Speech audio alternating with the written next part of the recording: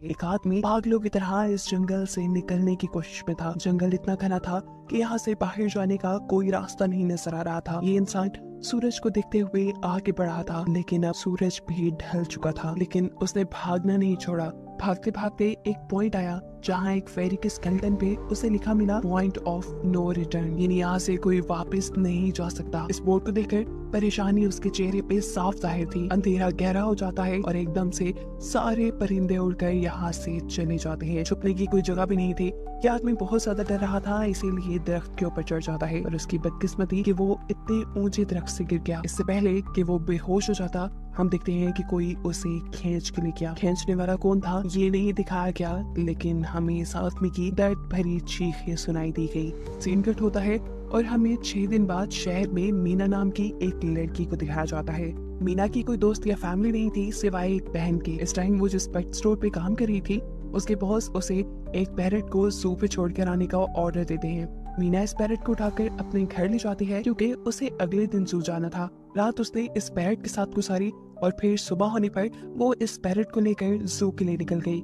लंबी सड़क पर चलते चलते एकदम से शायद उसने गलत टर्न ले लिया और वो पहुंच गई जंगल के बीचों बीच। ये वही जंगल था जहां हम पहले एक आदमी को गायब होता देख चुके हैं। पहले तो वो अपनी गाड़ी के जरिए ही इस जंगल के अंदर जाती रही, लेकिन जब उसे यहाँ से बाहर निकलने का रास्ता समझ नहीं आया तो उसे इस गाड़ी से उतरना पड़ा। उसे लगा कि शायद यहाँ करीब कोई होगा जिससे वो मदद मांग ले। वो अपने पैरट को लेकर आगे बढ़ने लग जाती है। अंधेरा भी गहरा होता जा रहा था। एकदम से पहले की तरह ही सभी परिंदे इन दरख्तों से उड़ जाते हैं। मीना को अब डर लगने लगा था क्योंकि जमीन भी जोर जोर से हिल रही थी। उसे अपने करीब किसी के होने का भी एहसास होता है। दूर एक बूढ़ी औरत भाग रही थी। मीना भागते हुए उसका पीछा करती है। वो उससे मदद मांग रही थी, लेकिन वो औरत रुकती नहीं, भागती रहती है। मीना जब उसका पीछा करते करते थक गई तो वो वहाँ रुक गई। उसके रुकने पर बूढ़ी औरत ने उसे आवाज देकर कहा, अगर जिंदा रहना चाहती हो तो तेजी से भागकर हमारी तरफ आओ। ये सुनते ही मीना दोबारा उस बूढ़ी औरत की तरफ भागी और वो बूढ़ी औरत उसका हाथ पकड़कर उसे एक घर में ले आई। घर आते ही उसने इस घर को लॉक कर लिया। ये कोई घर नहीं था बल्कि एक काफी अजीब कमरा था जिसपे एक बहुत बड़ा सा मिरर लगा हुआ था। इस बूढ़ी औरत के साथ यहाँ 2 और लोग भी थे। मीना घबराकर इन लोगों से पूछती है ये कौन सी जगह है। ये लोग कोई जवाब नहीं देते और उसे मिरर के सामने खड़े होने को कहते हैं क्योंकि कोई उन्हें देखने आने वाला था। मीना पूछती है आखिर कौन देखने आ रहा है, तो वो बूढ़ी औरत मेडेलाइन जवाब देती है हमें वॉचर्स देखने आ रहे हैं। एकदम से यहाँ अजीबोगरीब आवाजें भी गूंजने लगी। इस बूढ़ी औरत ने बताया कि वॉचर्स तुम्हारे आने से खुश है, वो यहाँ तालियां बजा रहे हैं तुम्हारे लिए। मीना बुरी तरह कंफ्यूज थी। मेडेलाइन जिन्हें वॉचर्स कह रही थी उन्हें ना तो अभी तक मूवी में दिखाया गया और ना ही मीना या किसी और ने उन्हें देखा था। ये रात गुजर जाती है।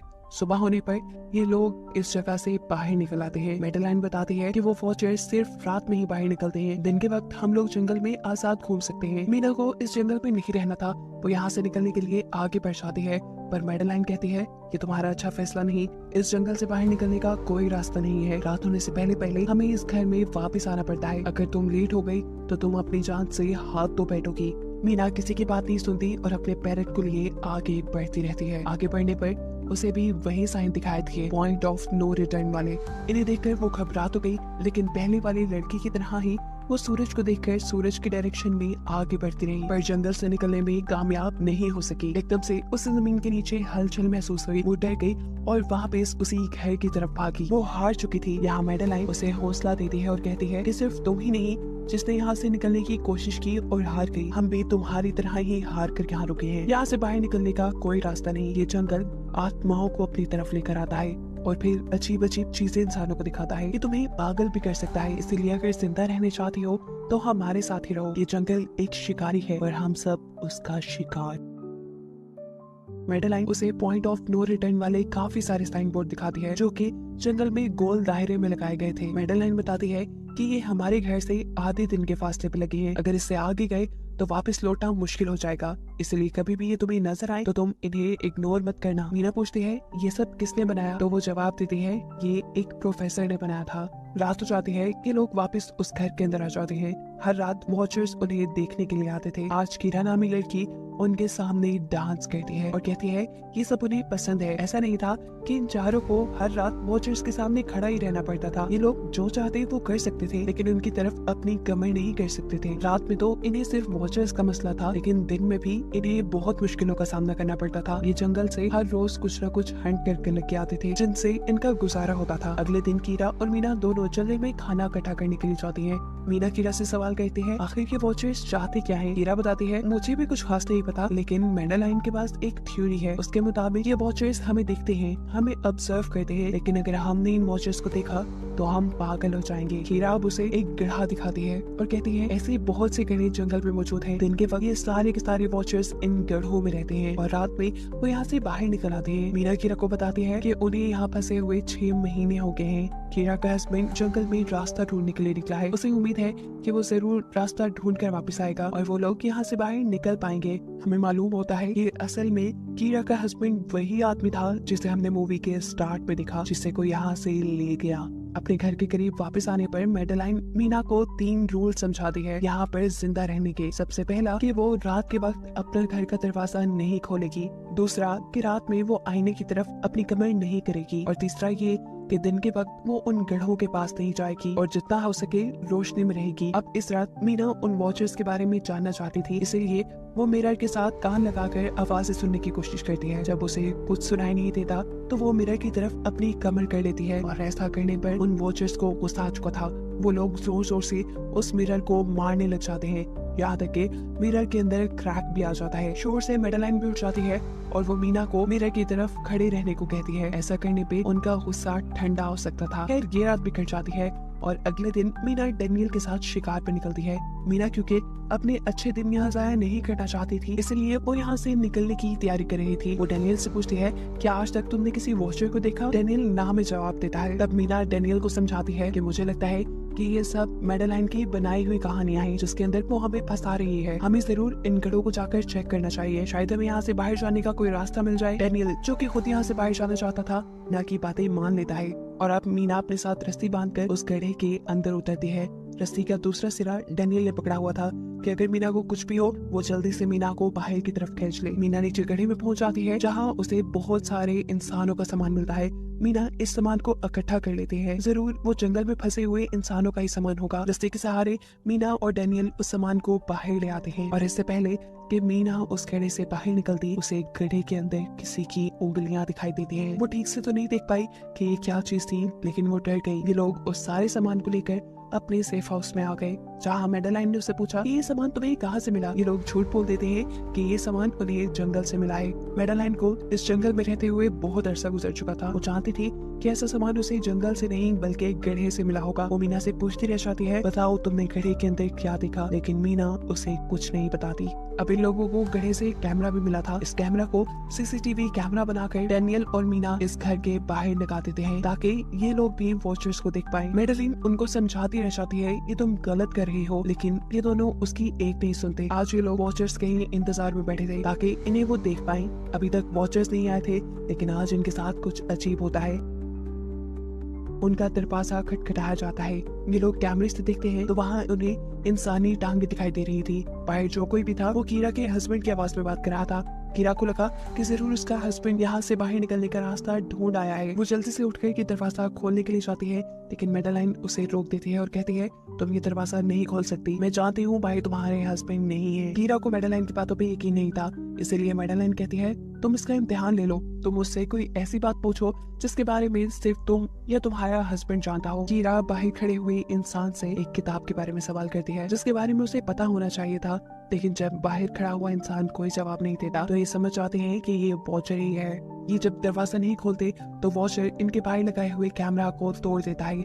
सभी वॉचर अब गुस्से में आ चुके थे। वो इनके घर के बाहर लगा हुआ शीशा भी तोड़ने वाले थे, लेकिन ये सब लोग शीशे के सामने खड़े हो जाते हैं। उनके ऐसा करने पर वॉचर्स ने शीशा तोड़ना बंद कर दिया और वो इनको मारने नहीं आए। रात इनके साथ ये काफी सारी गलत चीजें हो गई थी, इसीलिए डेनियल और मीना ने डिसाइड किया कि वो मैडेलाइन को सच बता देंगे कि वो गड्ढे में गए थे। और इस बात से वो बहुत ज्यादा गुस्सा हो जाती है कि उन्होंने एक रूल तोड़ दिया था। मैडेलाइन उस गड्ढे से लाया हुआ सारा सामान उठाकर वापस उसी गड्ढे में फेंक देती है और अब ना चाहते हुए मीना भी यही रहने वाली थी।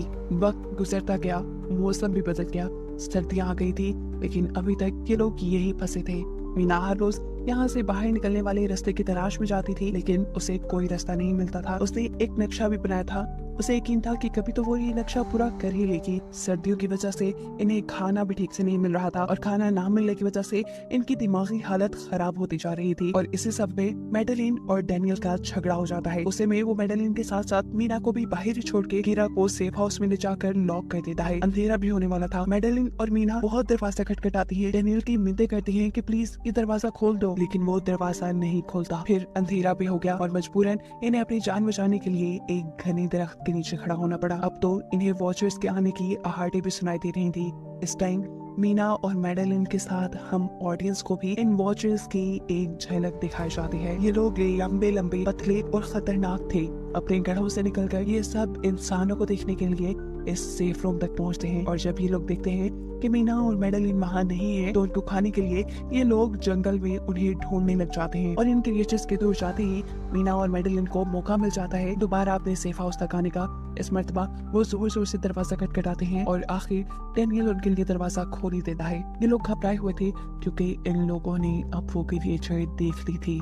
मेडेलिन इन सब से आकर कहती है कि मैंने तुमसे झूठ बोला था कि मैं यहाँ पे फंस गई। असल में मैं इन्हीं क्रिएचर्स की तलाश में यहाँ आई थी, क्योंकि मैंने किताबों में पढ़ रखा था कि ये सारी क्रिएचर्स परियां हैं, फेरीज हैं। लेकिन यहाँ आकर मैंने जब इन्हें देखा तो मुझे पता चला कि ये तो मॉन्स्टर यानी राक्षस हैं, और साथ ही साथ काफी अक्लमंद भी। ये लोग भेस बदल सकते हैं। मैंने जिसको देखा था उसने बिल्कुल मेरे जैसा ही अपना रूप बना लिया था, बस उसके बाल थोड़े बिखरे हुए और आंखों के नीचे गड़े थे। मैंने उनकी इन हरकतों से अंदाजा लगाया कि वो हम जैसा बनने के लिए हर रोज कुछ सीखते हैं, इसीलिए ये हर रोज आकर हमें ऑब्जर्व करते हैं, और जो जो काम हम करते हैं वैसे ही काम ये लोग करने लग जाते हैं। इनकी इन्हीं बातों के दौरान दोबारा दरवाजे पे खटखटाहट होती है। ये क्रिएचर्स अब इन्हीं की तरह बोल रही थी। वो अंदर आना चाहती थी, लेकिन ये दरवाजा नहीं खोल सकते थे। अगर ये दरवाजा ना भी खोलते फिर भी क्या हो जाता। उन क्रिएचर्स में इतनी ताकत थी कि वो इस लोहे के दरवाजे को तोड़ के अंदर आ जाएं।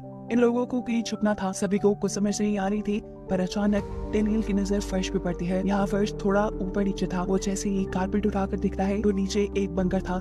ये लोग बिना वक्त जाए किए उस बंकर का दरवाजा खोल के उसके अंदर चले जाते हैं और फिर बंकर बंद कर लेते हैं। ये लोग इस चीज से हैरान थे कि ये बंकर इतने अरसे से यहाँ था और इन लोगों को पता भी नहीं चला। इस बंकर के नीचे बहुत फैसिलिटीज थी, हजारों दिन का खाना, बहुत सारे टीवी, टेक्नोलॉजी और भी बहुत सा जरूरत का सामान रखा था। मीना जानना चाहती थी कि आखिर ये जगह किसने बनाई, इसीलिए वो इस कंप्यूटर को ऑन कर लेती है। इस कंप्यूटर में इंटरनेट तो नहीं था, लेकिन बहुत सारा डाटा सेव था, जिसे खोलने पर इन्हें पता चलता है कि ये सारी जगह डॉक्टर मार्टिन ने बनाई थी। ये असल में प्रोफेसर को इन क्रिएचर्स के बारे में पता था। वो इन क्रिएचर्स पर रिसर्च करना चाहता था, इसलिए उसने ये बंकर बनाया था। वो इस बंकर में रहता था। पैसों का लालच देकर वो दूसरे इंसानों को यहाँ लेकर आता था और रात के वक्त उन्हें ऊपर रूम्स में छोड़कर खुद इस बंकर में आकर छुप जाता था, और वो मॉन्स्टर फिर उन इंसानों को खा जाया करते थे। अपनी सारी रिसर्च के दौरान डॉक्टर मार्टिन बताते हैं कि ये क्रिएचर कोई मॉन्स्टर नहीं, बल्कि असल में फेरीज थी, जो पहले इंसानों के साथ रहती थी, लेकिन फिर इंसानों ने इन्हें धोखा दिया।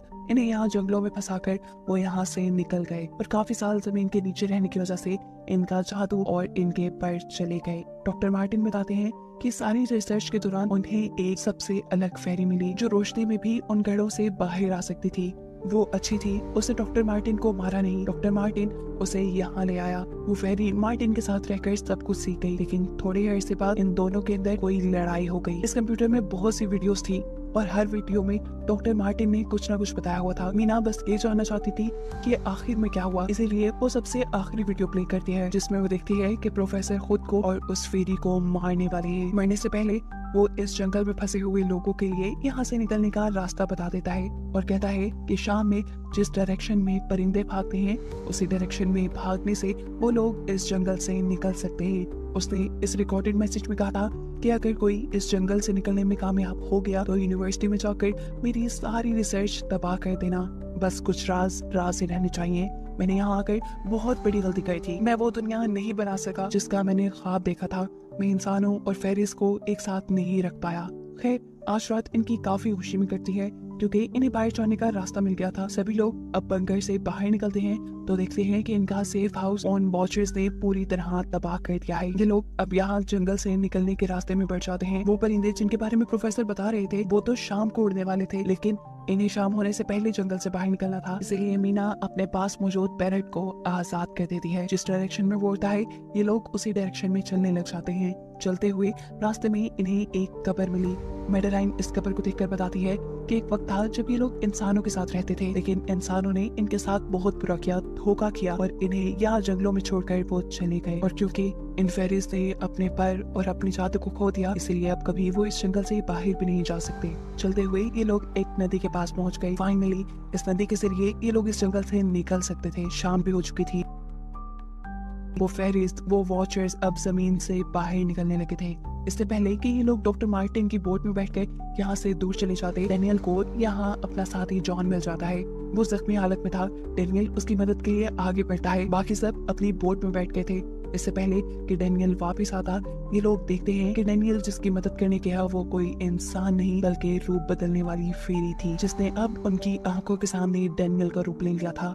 ये सब लोग डेनियल के लिए कुछ नहीं कर पाते। उस फेरी ने अब डेनियल के माथे पे एक निशान बनाते हुए उसे जान से ही मार डाला था। इन्हें मालूम होता है कि फेरीज ये नदी पार नहीं कर सकती और फाइनली ये लोग खुद इस नदी को पार करके शहर तक पहुंच जाते हैं। सीन कट होकर हमें दिखाया जाता है कि अब मीना डॉक्टर मार्टिन के कहे के मुताबिक उनकी यूनिवर्सिटी में उनका सारा डाटा खत्म करने के लिए आई है। और इससे पहले कि वो उनका रिसर्च डाटा डिलीट करती, उसे इसके जरिए एक नई बात पता चलती है कि जब हजारों साल पहले इंसान और फेरीज एक साथ रहते थे तो तब इनकी शादी भी हो जाया करती थी। ऐसे इंसानों और फेरीज के बच्चे भी हुए जिन्हें हाइब्रिड्स कहा जाता है। उसे यहाँ पे ये बात भी पता चली कि मैडेलाइन जो उन्हें वहाँ मिली थी वो कोई और नहीं बल्कि प्रोफेसर की वाइफ ही थी। वो कंफ्यूज हो जाती है कि मैडेलाइन ने उसे ये बातें क्यों नहीं बताई। इस सारी कंफ्यूजन को शेयर करने के लिए वो कीरा के पास आती है और उसे बताती है कि जिस मैडेलाइन से हम जंगल में मिले थे वो असल में प्रोफेसर मार्टिन की वाइफ थी, लेकिन उसने हमें ये सच्चाई इसलिए नहीं बताई क्योंकि वो एक इंसान नहीं बल्कि एक भेस बदलने वाली फेरी ही थी। ये सुनकर कीरा हैरान हो जाती है। असल में काफी सालों पहले प्रोफेसर की वाइफ मैडेलिन लंग्स कैंसर की वजह से मर गई थी। प्रोफेसर उनसे बहुत प्यार करते थे, वो उनके साथ ही रहना चाहते थे। और फिर प्रोफेसर को पता चला इन भेस बदलने वाली फेरीज के बारे में। अपनी वाइफ की फोटो दिखाते हुए उसने उस फेरी को मैडेलाइन जैसा बना दिया। अभी ये सारी बातें मीना बता ही रही थी तो एकदम से उसे पता चला कि वो ये सारी बातें कीरा को नहीं बल्कि मैडेलिन को ही बता रही है, जिसने इस वक्त कीरा का भेस बदला हुआ था। जैसे ही असली कीरा यहाँ आती है मैडेलिन उसे बेहोश कर देती है, जिसके बाद वो फौरन मीना पे हमला करने के लिए आगे बढ़ती है ताकि उसका राज ही रहे। इससे पहले कि वो मीना को मार देती वो उसे कहती है, मैं इकलौती थी जो जंगल में सबसे अलग थी। वहाँ सारी फेरीज मेरा मजाक उड़ाती थी। मैं दिन के वक्त भी बाहर निकल सकती थी। इसी गुस्से में उन्होंने मुझे वहाँ से बाहर निकाल दिया। तब मीना उसे कहती है, तुम अलग नहीं थी, तुम बहुत ज्यादा खास थी। असल में तुम हाइब्रिड हो, आधी इंसान और आधी फेरी हो। इसी वजह से तुम फेरीज के साथ भी रह सकती हो और इंसानों के साथ भी। और यही वजह है कि तुम उस जंगल से बाहर निकल आई। मीना के सारा सच बताते ही एकदम से मैडेलिन के पास उसके पैर और उसके जादू वापिस आ जाता है, जिसके बाद वो मीना को यही छोड़कर यहाँ से उड़ जाती है। अब कहानी कुछ हफ्तों बाद की दिखाई जाती है जहाँ मीना अब अपनी बहन के पास गई है। जंगल और फेरी वाले सारे वाक्य के बाद वो काफी डर गई थी और अब वो अपनी बहन के साथ ही रहना चाहती थी। उसने अपनी बहन को बताया कि मुझे लगता है कि वो फेरी अभी भी मेरा पीछा करती है। तब मीना की बहन उसे कहती है, तुम डरो नहीं, कुछ नहीं होगा। और कहानी के आखिरी सीन में हमें एक बच्ची को दिखाया जाता है जो कि इस वक्त भी मीना के घर के नीचे ही थी। ये कोई और नहीं बल्कि वो फेरी मैडेलाइन ही है जो इनकी दुनिया में इस बच्ची के रूप में रह रही है। और इसी को दिखाते हुए ये कहानी यहाँ खत्म हो जाती है।